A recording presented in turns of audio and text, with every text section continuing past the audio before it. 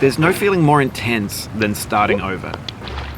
If you deleted your homework the day before it was due, as I have, or if you left your wallet at home and you have to go back after spending an hour in the commute. If you won some money at the casino and then put all your winnings on red but it came up black.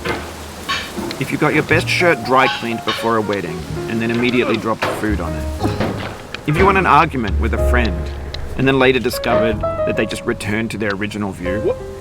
Starting over is harder than starting up. If you're not ready for that, like if you've already had a bad day, then what you're about to go through might be too much. Feel free to go away and come back. I'll be here.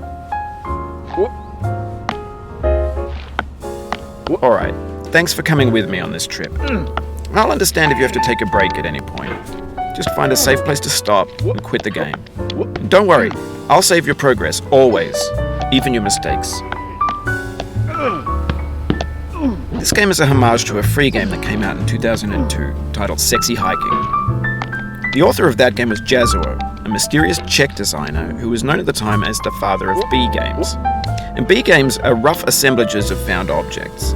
Designers slap them together very quickly and freely, and they're often too rough and unfriendly to gain much of a following. They're built more for the joy of building them than as polished products. In a certain way, Sexy Hiking is the perfect embodiment of a B game. It's built almost entirely out of found and recycled parts, and it's one of the most unusual and unfriendly games of its time.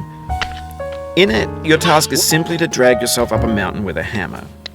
And that act of climbing, in the digital world or in real life, has certain essential properties that give the game its flavor. No amount of forward progress is guaranteed. Some cliffs are too sheer or too slippery. And the player is constantly, unremittingly in danger of falling and losing everything. Anyway, when you start Sexy Hiking, you're standing next to this dead tree that blocks the way to the entire rest of the game. It might take you an hour to get over that tree, and a lot of people never got past it. You prod and you poke at it, exploring the limits of your reach and your strength, trying to find a way up and over. And there's a sense of truth in that lack of compromise. Most obstacles in video game worlds are fake. You can be completely confident in your ability to get through them once you have the correct method or the correct equipment or just by spending enough time. In that sense, every pixelated obstacle in Sexy Hiking is real. The obstacles in Sexy Hiking are